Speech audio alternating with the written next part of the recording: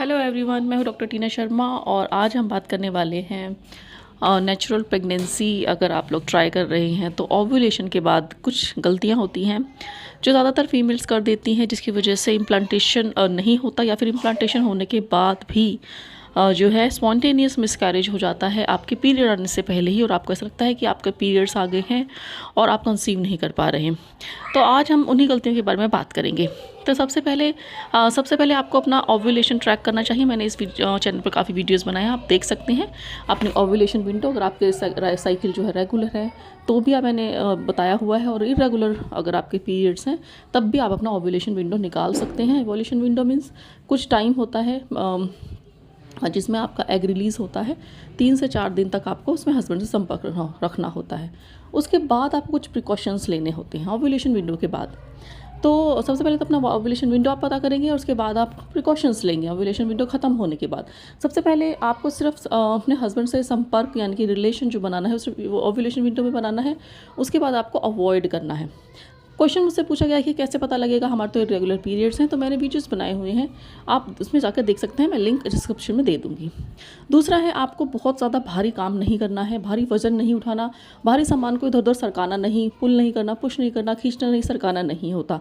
भारी बकेट आपको उठानी नहीं होती, आपको झुकना नहीं है और आपको फर्श पर नहीं बैठना है।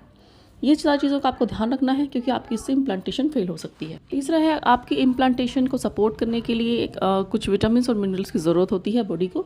तो उसके लिए आप विटामिन डी का ध्यान रखेंगे, क्योंकि विटामिन डी की कमी ज़्यादातर महिलाओं में होती है।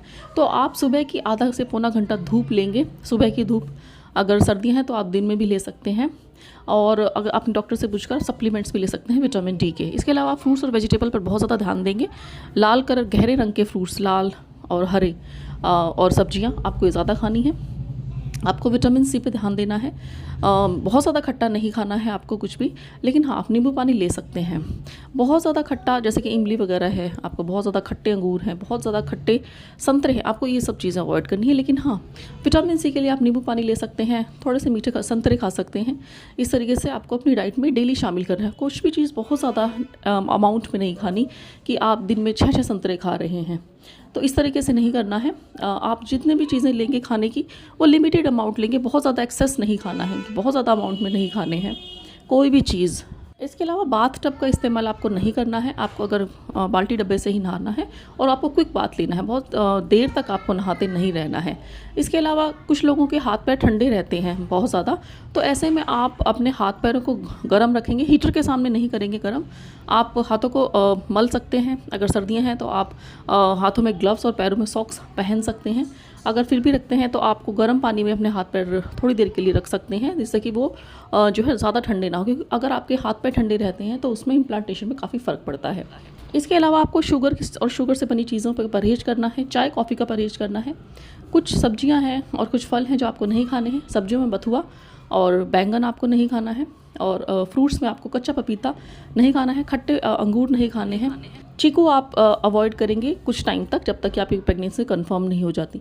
देखिए, शुरू की प्रेगनेंसी में थोड़े से प्रिकॉशंस लेने होते हैं। जब आपका सेकंड ट्राइमेस्टर आता है तब ऑलमोस्ट आप सभी चीज़ें खा सकते हैं। आपको स्प्राउट्स अगर आप खाते हैं तो उनको कच्चे स्प्राउट्स ना खाएं। आप उन्हें या तो गर्म पानी में थोड़े से बॉयल करेंगे, हल्का स्टीम कर सकते हैं। तो कच्चे आप स्प्राउट्स खाने से बचें, और बहुत ज़्यादा एक्सेस में स्प्राउट्स नहीं खाने, आप थोड़ी मात्रा में खा सकते हैं। बहुत ज़्यादा एक्सरसाइज करने से बचें, एग्रेसिव